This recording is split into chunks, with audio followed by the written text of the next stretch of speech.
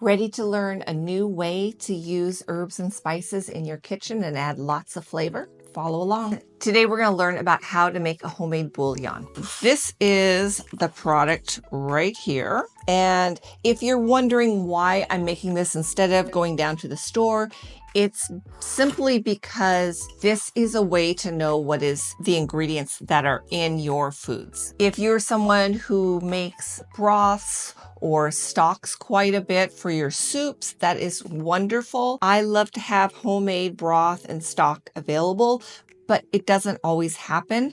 And I like to keep my kitchen stocked with things that I can grab in a pinch. And this is one of those items. So a homemade bouillon is comprised of a number of different things, and I'm going to show you my recipe for putting this together. It's using some great spices, some great herbs.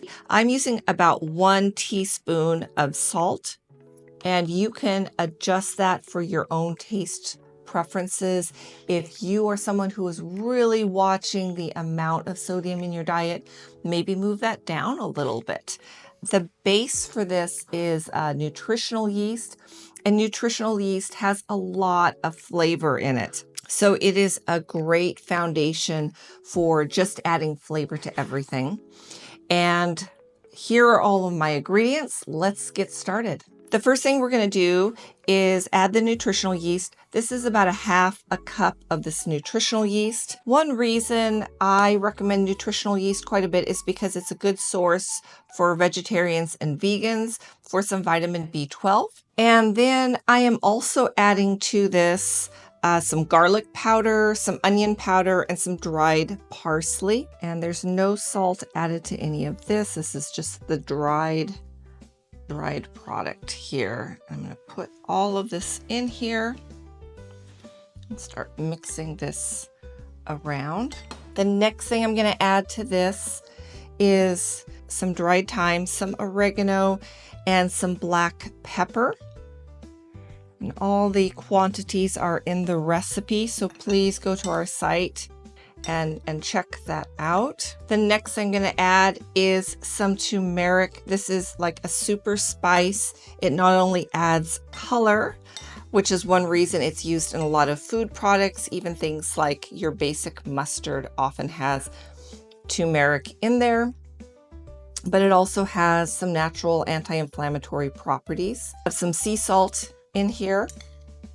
And this is mainly it. And I'm going to mix this around, and you can keep it really up to a year, but I do suggest you use it within like the first 3 to 6 months. Most spices are going to be more flavorful and more beneficial the sooner that you use them, even though they are dried. And when you're using it, you want to use about 1 tablespoon of this bouillon powder for 1 cup of water. Now, another alternative, if you want to add this in here, this is coconut milk, has a higher quantity of fat in there. So if you can mix it in here, which is actually what I did with this recipe, with this variation, I mixed the coconut powder in here. And so when I use it, it just has a little bit more of that fat in there, which helps to add a mouthfeel to what you're using. And I have used this before just as a kind of a broth in with some hot water. And I've added a few pieces of like tofu, and it's actually a really nice, delicious, warm soup. So again, I'm passing this along because I find this is a really great go-to ingredient to have in my kitchen in a pinch. I talk a lot with people about how to have an anti-inflammatory diet, how to eat a whole foods type of diet. And the key to it is really not only making your own food, but making your kitchen as easy to use as possible and having a lot of those key ingredients that you can pick up and use. And I feel like this is a great foundation for that. So follow along. Our recipe is in the bio, and we will see you next time.